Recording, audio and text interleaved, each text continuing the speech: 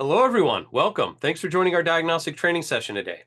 Now, what you're about to see is a pre-recorded training session we did over in the United States. But be assured that a lot of the material that we cover is really applicable to any automotive application. So just be aware that yes, it is a lot of North American vehicles, but a lot of the same principles apply over in the UK as well. Now, if you have any questions, if you're watching this during the premiere, you can just leave it in the chat. We'll be monitoring that. And if you're watching this after the premiere, then just feel free to leave a comment underneath the video, and we'll get to those as we can as well. So my name is Jason Gabrenas. I'm one of Snap-on Diagnostics technical trainers. I've been in the training department since 2013, traveling around North America, helping techs and shop owners get the most out of their diagnostic equipment.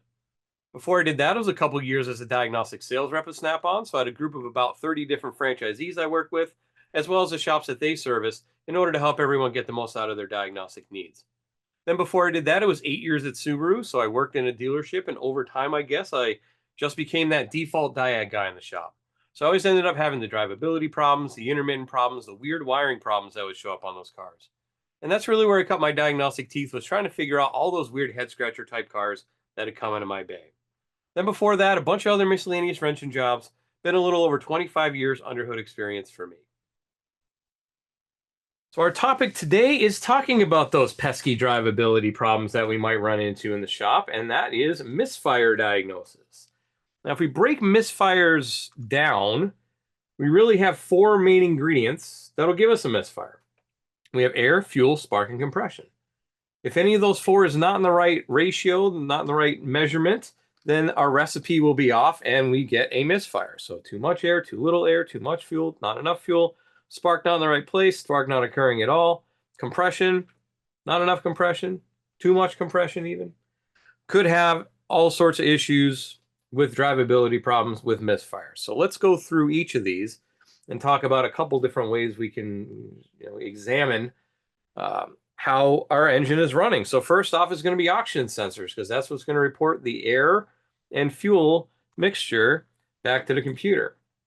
So we'll start off with the zirconia sensor. Zirconia sensor is the classic since the 80s. GM had the single wire like this one back in the 80s there, and then now this is probably a more modern one right here with a integrated heater circuit as well. But they all work pretty much the same way.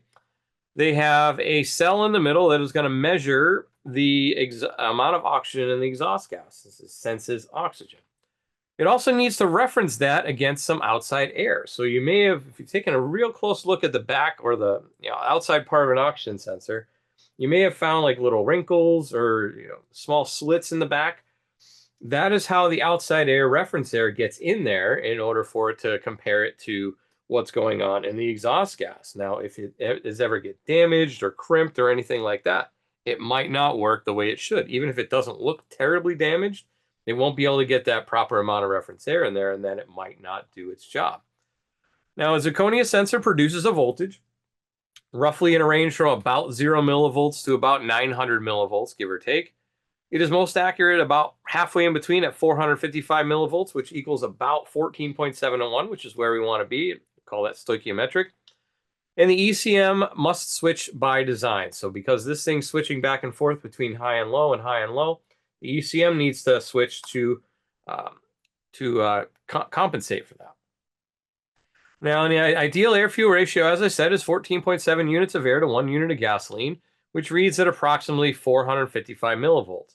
Its accuracy is between a very narrow range of voltage. You're only looking at between 1/10 of a volt there, and not even a full volt top to bottom. So you might have also heard this called a narrow-band oxygen sensor. And its typical output voltage-wise is going to go like this. It's going to go up and down, rich, lean, lean, rich, lean, rich.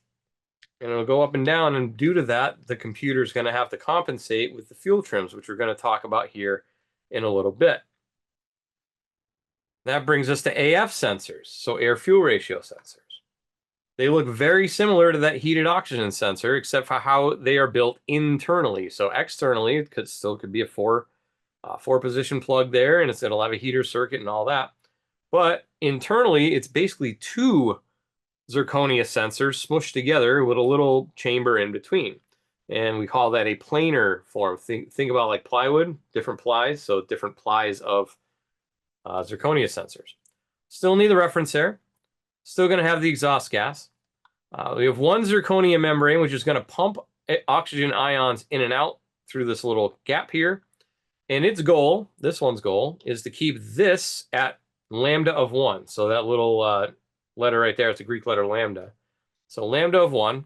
So you may have heard of lambda sensors as well. It's the same type of ideas. We want to try and keep it measuring at 1.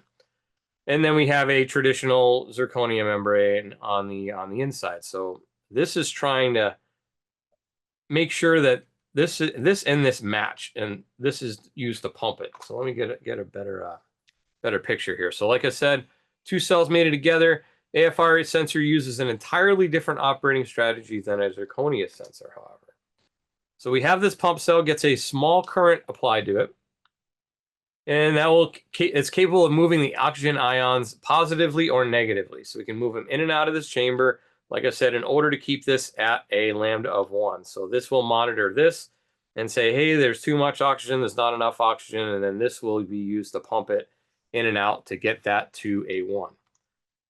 So the electric current achieves a stoichiometric ratio between both cells, and this is also known as a pumping cell over here. Now, due to how it's designed, this operates at about double what a normal zirconia sensor would be. So this is about 1200 degrees Fahrenheit versus a zirconia sensor is about 640 degrees Fahrenheit. And like I said, the pump cell will pump this in and out, the ions in and out, and then this will measure it. And based on all of the currents and the voltages here, the math will be done by the PCM, and the math will be output as a PID, and that is how you check an air-fuel ratio sensor. So you can't really measure the current going through, and the voltage really doesn't change all that much either, so you really need to use the PID. So as the PCM monitors the varying current, the PCM converts the current into a voltage value PID. The best way to test an AFR sensor signal is by monitoring this PID. It's possible to monitor the AFR sensor varying current, but the changes are very, very small, like in the low milliamp range. And it's very difficult to monitor because low amp probe is not really going to go down that low. You really need what they call a microamp probe, which aren't that easy to come by. And when you do find them, they're fairly pricey compared to just a regular low amps probe. So it can be done. You need to do it unobtrusively, so you don't want to break that circuit apart, because otherwise it's not going to work anymore. So you really would want to use an amp clamp of some sort, but once again, micro amp clamps aren't that terribly common. Now, if we look at the voltages over the spread here of our air-fuel ratios, so anywhere from 12 to 1 to 19.1, and then it gives us a corrected voltage here of 2.4 to 4 volts. You see it's a much wider voltage range that it operates on versus on a narrowband sensor. So you might have heard this also called a wideband oxygen sensor with that. The key point to remember when you're talking about the two different types of sensors is they operate opposite of each other. So if a mixture is rich, the zirconia voltage will be high and the AF's voltage will be low. And when it's lean, the AF voltage will be high and the zirconia will be low. So they act opposite of each other. So remember, if it's high, it's rich, and low, it's lean when it comes to the zirconia sensor. That brings me to fuel trims. They play very well together because they work together. So fuel trim is often misunderstood as well, and can be confusing at times between the positives and the negatives and so on. So fuel trim is a window that allows you to see what the computer is doing to control fuel delivery and determine how the PCM's adaptive strategy is operating. So the goal is always 14.7 to 1, or roughly thereat. So let's say the front sensor is reading lean. Oh, I don't have enough fuel. So that means the computer will send a command to add fuel, so you'll get a positive fuel trim. Then it will add fuel up until, oh, wait, now we're too rich. Now I have too much fuel. Please take some away.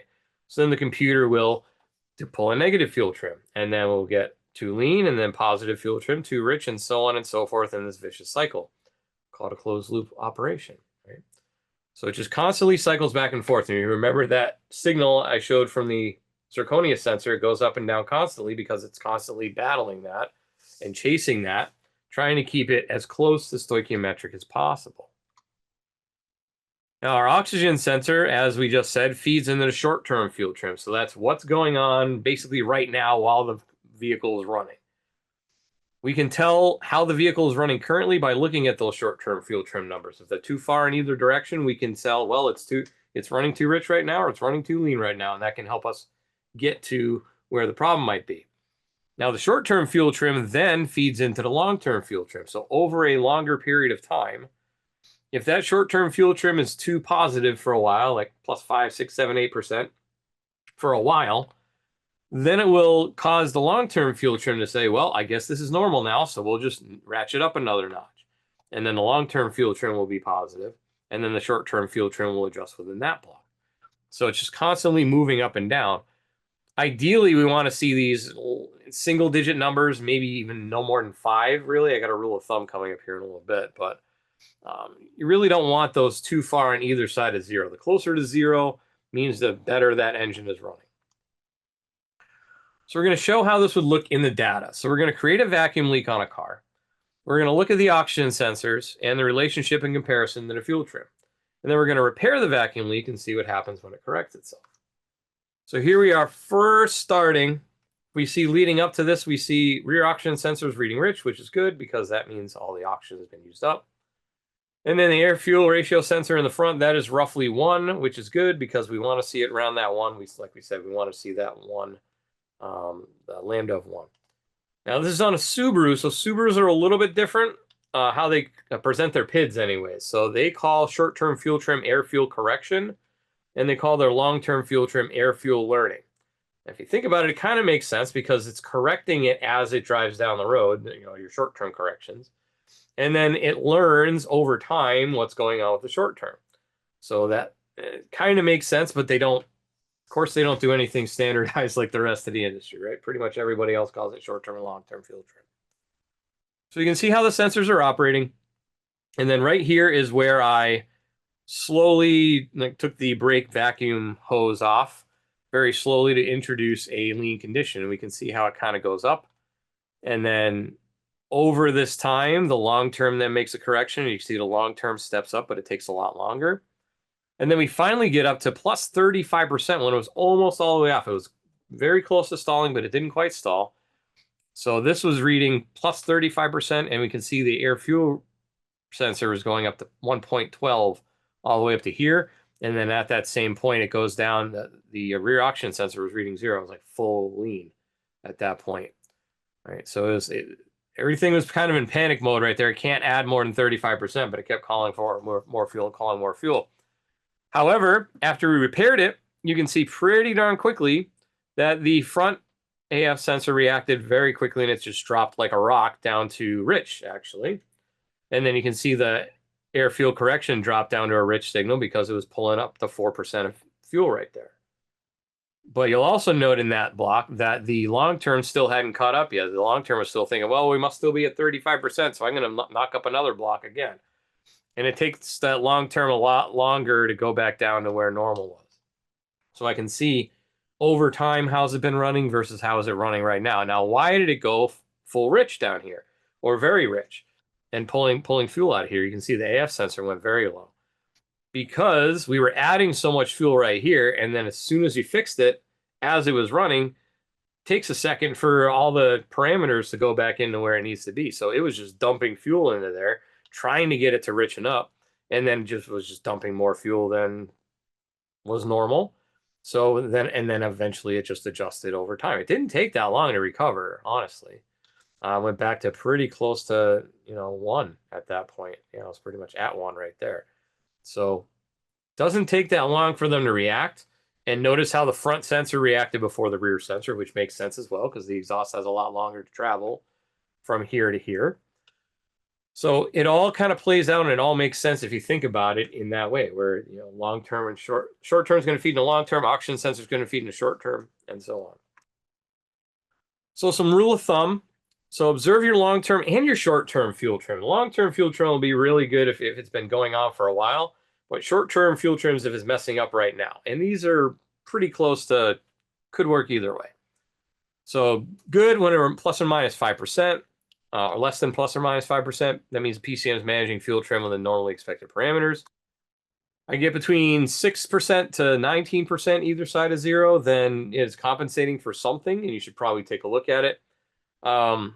Our rule of thumb at the dealership, we were always trained if it's double digits, you have a problem. You need to take a look at it. And then anything over 20% is most likely going to set a code, and you will have a check engine light at that point. So it's probably going to be running like total garbage at that point, I would imagine.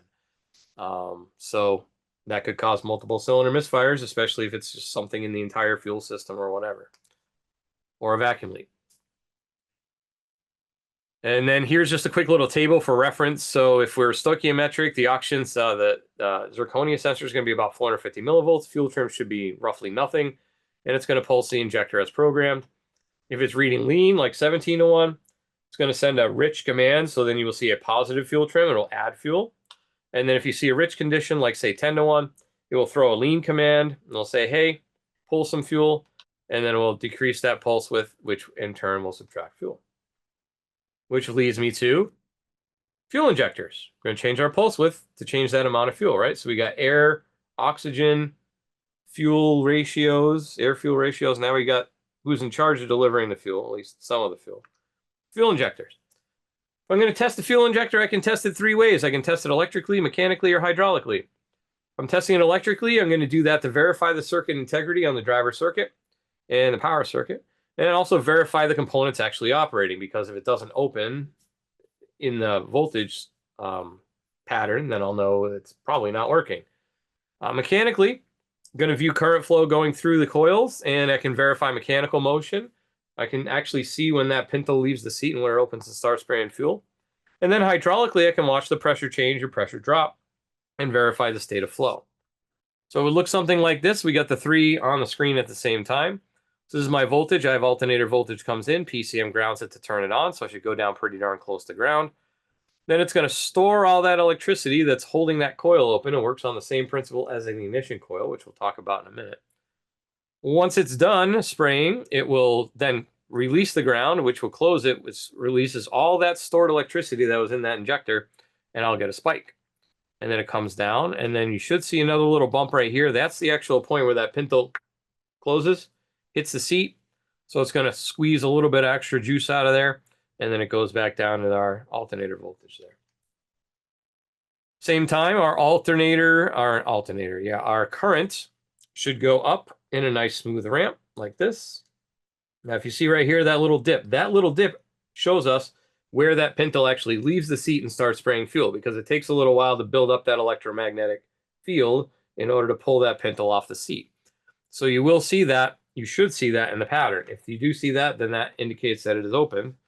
So this indicates open, that indicates closed over there. And then we have our pressure drop, and then we have a pressure pulse when it closes.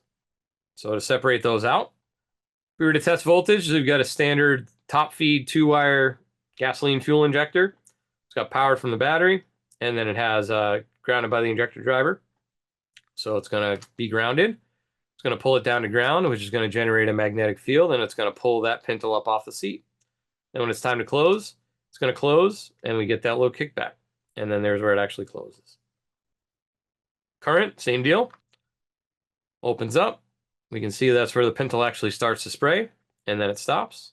And then when it's time to close, it's going to close. And then no more current flowing when it's closed, so we see that. And then pressure, in this particular instance, I didn't see a gigantic drop. We're looking at about 35 PSI, roughly, give or take, at idle. And then when it pulls it down to ground and opens it up, it drops down to maybe like 32 PSI. It wasn't a huge drop. Of course, it's not open all that long either. It's open just for a couple milliseconds. But what you should see, if that injector opened and then closes quickly, then I should see a spike there, because the fuel is flowing, all of a sudden it has nowhere to go, so it has to go, it gets kicked back in the fuel rail. So you should see a little spike there, and then it kind of goes back to where it used to be, so about 35 PSI again.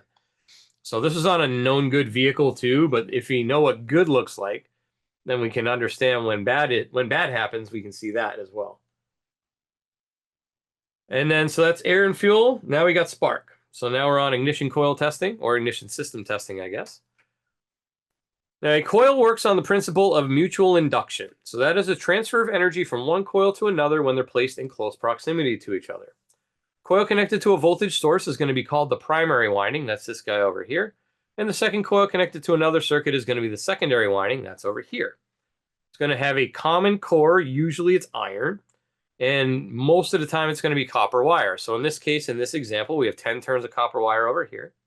And we have 1,000 turns of copper wire over here. So that's 100 to 1 difference. We have 14 volts and 14 amps, which gives us 196 watts of energy to play with. So we're going to power this up, build an electromagnetic field. Once the field's open, we're going to remove the voltage, and that is going to cause that electromagnetic field to collapse, which transfers all the energy over. So 196 watts goes over. The voltage goes up by a factor of 100, and then the current goes down by a factor of 100. So that's why we can get 30, 40,000 volts out of a coil, but it still probably won't kill you because it's going to be a very low current flow out of there, because the current's what kills you, right? If you ever gotten shocked by a coil and you're still here to tell the tale, like I have, you'll kind of get that. Hurts like heck, but I'm still here to tell the tale. So low current, high voltage. There we go. Looks kind of like this. We found this little animation on YouTube, and here's where we start the current, or the electricity and the current flowing into the primary coil. That is called dwell, and then it is going to generate an electromagnetic field. When we remove the voltage, it's going to collapse, goes over to the higher count coil, and that gives us enough electricity or enough voltage to cover that gap. Because that's the hardest part, is covering that gap. If we were to examine a firing line, or a standard ignition pattern, I guess you would call it, it has three main sections. We have our dwell section, which we just talked about, where it charges up the primary coil. Then we have the firing section, which gives us the high voltage firing line. And then it comes down to the spark line. That's where the spark actually occurs. Then we have this intermediate section. Now, depending on how efficient the coil we're looking at is, you may have a lot of these coil oscillations or just a couple of those coil oscillations. Depends on the vehicle, depends on the design of the coil. If you have a lot of them, that means there was a lot of extra energy that never got used to actually create the spark. If you only have a couple, that means it was very efficient and it used up almost all or all the energy that it had available. And then once that's done, we go back over and start dwell again. So it's just kind of a running loop here from left to right. So that's a textbook version of it, but if you do this on a well-running car, you should see it should look pretty much the same. So a couple different tests we can do on the ignition system to make sure everything's working the way it should, and this is on an example coil on plug vehicle. So we can look at the ignition control signal, which we would hook up to the ignition control circuit with a back probe, and 9 times out of 10, it's just going to be a 5-volt square wave. And the 5-volt square wave is going to correspond with where dwell is to charge up that primary coil. So if we look at this and compare it to a secondary waveform captured at the same time, 5 volts goes up, dwell starts. 5 volt goes down, firing line happens. All right, so that just only covers the whole dwell section. Here's where it's time to charge, Mr. Coil. We can also check primary voltage to make sure that that's working, and this should fairly mirror the secondary voltage output. So we should see a firing line and dwell and all that. Now, depending on how the coil is designed, some look better than others. So in this case, this has some built-in electronics, so you can't get as good of a pattern as you might on, like, say, a 2-wire coil. Like on a lot of those Nissans with the 2-wire coils and the 2 liters, or the all the Fords with the 2-wire coils for the longest time. Those put beautiful primary patterns just because they're just it's a simple power and ground basically. But we can see here's where dwell starts, and you can see the voltage kind of drop there, and then we see a firing line there. We can see a little bit of a semblance of a spark line there. Not much else going on. And if we were to compare it to a secondary pattern at the same time, so dwell starts at the same time, goes down, this kind of goes up, and then we have the firing lines match, and then there's my spark line there. That should match there, but there's really nothing to see. Like I said, you don't get as much detail depending on the design of the coil. So in this case, we get a pretty good secondary, but we couldn't really get the best primary, but that's just due to the design of the coil. And then we can also check our secondary voltage. So by using a flag pickup in this case, I can see the secondary voltage that's coming output from the coil. So we're going to connect to a spark plug or coil wire, or directly on the coil on plug systems like we did here. And it's going to look something like that, right? Like we've been watching the whole time. Dwell, firing line, spark line, and then intermediate phase. And then it goes back over to next time it fires. One last thing we can do is a current ramp test on this. So low amps probe connected to the ignition coil feed or the power circuit. So there's my feed wire right there. And it's going to look something like this. So if I want to see a nice smooth ramp, it goes up very sharply and then over. I have some internal winding problems in there. It's got a lot of resistance that it needs to overcome in order to get through that.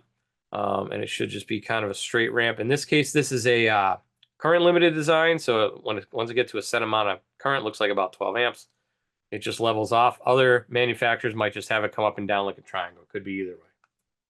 And then we can see how that compares to our dwell and our firing line. They match up perfectly. Right? That's what it's supposed to do. That's what known good coil, that's what it's supposed to look like. So we did fuel, we did air, we did spark, and now we got compression. So a couple different tests you can do when it comes to compression. So here's one that is relative compression. So on relative compression, we can see relative to each other how each cylinder is performing by using the starter to crank over the engine. The starter is our biggest current draw on the engine, and we can see the amount of current flowing through the starter.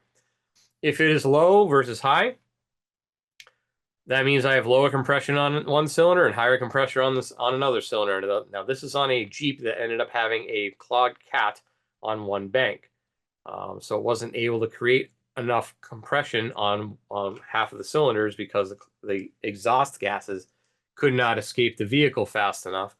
So it wasn't able to build any. It had too much pressure in the cylinder already, so it couldn't build anymore. So this is an example of every other cylinder up and down, not looking great. And you can see with a pressure transducer, you can also see a large pressure pulse and low vacuum pull with that as well. One of the more popular tests to do that I get asked about fairly commonly is running compression tests. So this you can, once I've figured out, if I know relatively one of these cylinders is lower than the other, then I can go into that cylinder and do a running compression test on that cylinder. So it looks something like this. This is on a known good vehicle. I have my compression stroke, comes up to the top. There's top dead center. Then I have my power stroke, comes down. I should see a little bit of a vacuum pocket there. Then I have my exhaust stroke. And then I have my intake stroke. It's going to start somewhere in here. So there's going to be a little bit of overlap there, a little bit of overlap there. And then my intake stroke comes in. And then you can see I'll build another vacuum pocket. And these should be pretty close to each other as to where they're at, because I should have about the same amount going in and out, because we're looking at just a fancy air pump, basically. And then as the piston starts making its way back up, then we get our top dead center again, and then our power stroke again, exhaust, intake, and so on and so forth. So that's a good one with no other extra channels added. There's a bad one. So this is on a, I think it was like a Saab 5.3 liter. So this is a 9.7. And this had a pretty dead hole, and you can see, yep, that's pretty dead hole. So really no compression going on there at all. It had some vacuum, had some exhaust going on, but actually really no compression to speak of on that cylinder. Now to compare, the tech who took this capture went to the cylinder next to it, which was working okay. And that's what it should look like. So it's always best to compare against a known good and not just assume, hey, maybe my settings are wrong on my scope or something like that because I went to the bad one first. I've done that tons of times, more than I can count. But you always want to reference that to a known good, because here's my good, there's my bad. You can tell there's a huge difference there, and it's just not building any pressure. Not sure exactly what the problem was, but it definitely wasn't building compression. And here's from that Jeep we were looking at earlier.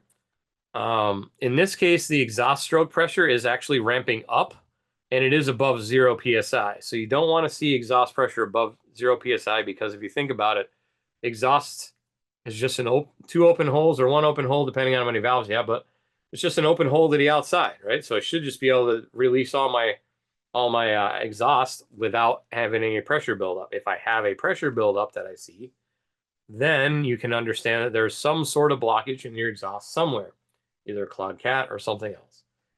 So in this case, this was pretty obvious, and it ended up being a clogged cat on this particular Jeep. And then if we want to throw everything together, our air, fuel, spark, and compression, here it is on the screen. So there's my compression, as we just saw. This represents my coil. So this is the current ramp on the coil. So it fired a little bit before top dead center, right about here, which, ignition usually occurs before top dead center.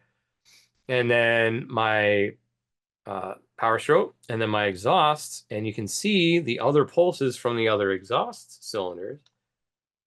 Then my injector is going to fire right before my valves open for the intake side, and you can see the pattern change. It's still up in this mode of exhaust, but now the pattern changed when I have this valve overlap right here. And then you can see how I got a lot more turbulence in that pattern, which indicates swirl. So I had all my fuel and air coming in, and it's got some swirl, and it's swirling around in there. So you can actually see that detail, and it comes down, and of course back up the compression, and the whole cycle repeats again. So I thought that was pretty interesting. Now, you normally should not have your fuel active when you're doing this. I did this on my own car just so I could see everything on the screen. Ideally, if you're doing this on a customer's car, disable the fuel system because you don't want to be washing down the cylinders. I only did it for a couple seconds, just enough to get the capture, and then I turned it off. So your mileage may vary, but I don't recommend doing that because you could damage your customer's car. Don't do that. If you're doing it on your own car, do it at your own peril, but it can be done. And I just wanted to see, like I said, I wanted to get that capture where I could see everything kind of all at once. So there we are. All right, so that's my slides. Let's talk live on the tool. There's a couple things I'd like to show you on 4 different vehicles. So the first one's a 2019 Ford Escape. And the majority of Ford vehicles nowadays, the past probably 15, 20 years even, have had some special tests inside the engine to help us with this, diagnosing misfire problems. So if I go into functional tests under engine, I go to special functions, there is a relative compression test that it does by cranking over the engine. When you put it in a fuel cut and it cranks over the engine for you, and then it measures how fast the crank sensor reads versus the mean RPM of the engine. So that's kind of an automated test. That basically is telling you exactly what I just told you. Cylinder with a greater crankshaft position sensor acceleration is displayed as a percentage difference to the mean RPM. Results do not indicate how weak the cylinder might be, but how much weaker the cylinder is compared to the other cylinders. Once again, relative. It's not absolute values, it's just relative. Also, this test is designed to detect only one weak cylinder in the engine. So if you got multiple weak cylinders, might not work. As designed anyways. Relative injector flow test, that's going to show you the flow through the injector. So if you think, well, maybe if it's not a compression, it could be an injector issue. So there's an automated test for that. It's going to check self-test should have previously been run, make sure there's detect DDCs with low or high pressure, fuel injectors, etc. Prior to running tests, confirm the low pressure fuel system integrity, which includes a check for high pressure fuel system gross leaks. And then it's going to go through and it's going to basically pulse the injectors and show you how to do it. And this is going to error out because I am in a simulator and I'm not hooked up to a car. So it's just going to sit there and say, you got to turn the ignition off, but I can't. So I'm going to pull back into that car. All right, there we go, back in here. Okay, and then the other test I wanted to show in there is going to be the power balance test. So this is on the majority of Ford vehicles too. And this kind of combines 2 tests. So it combines the graph showing us who's contributing less or more to the overall running of the engine. So 0 is good, too low is bad, too high is bad. So we can see that. It also gives us a little history. Now, once again, this is a simulator, so this isn't real data, but you can see the history there. Kind of shows us the max and the minimum of what it was showing. Gives us the actual RPM number. And then we can also go in here and disable injectors one at a time, also within this test. So I can force a misfire. So if I think I have a problem on this cylinder right here, and I disable injector number 1 and nothing changes, then maybe it's the injector. However, if I know this is normal, and then I hit injector 3, and then all of a sudden that goes way down, then I know it's not that injector is causing the problem, right? So I can see whether or not what I do affects how the vehicle runs. Very helpful.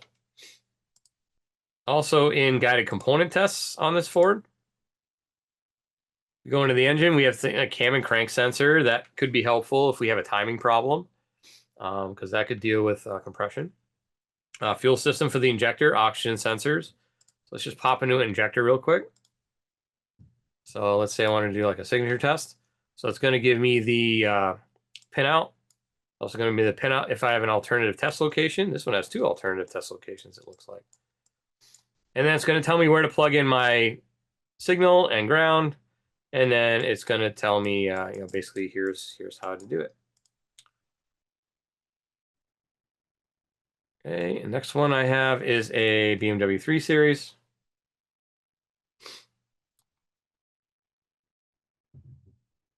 With this one,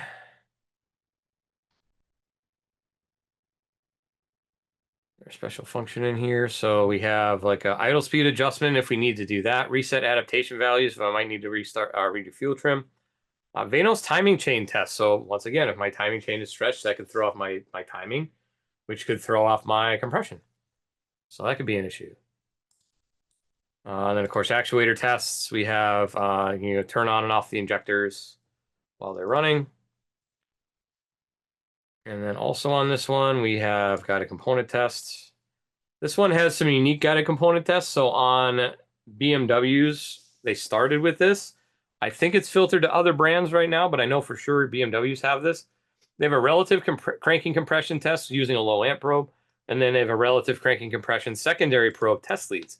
So with this one, this is a special test they devised using the channel 1 and ground for your regular scope leads. Just hook it up to the battery. And then by how they have the test set up internally in the tool, it actually uses the ignition probe settings. So you can actually see the up and down of the voltage drop, because it's not a lot of voltage drop when it cranks, but it's able to amplify it and show it by doing this test. So it's unique to BMW. Like I said, there may be other brands I think it's filtered to by now, but I know definitely on BMW this is available. And it's not like you couldn't ID a BMW and then just hook it up anyways for 3 or 4 cylinder engines. And just hook it up anyways for that. All right. Next one is Jeep Renegade. So Chrysler, Dodge, Jeep, Ram vehicles, they have something unique in the scanner side of things. So 21, so I got to wait through for a security link.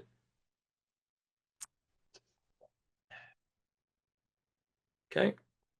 I go into the engine and I go into system tests. Yeah. In system tests, there is a which cylinder is misfiring test. So it basically just shows you the PIDs, but it's kind of hidden and it's not named something that some people might be used to. So it's just which cylinder is misfiring. Then it gives you misfire monitor status, what your counters are.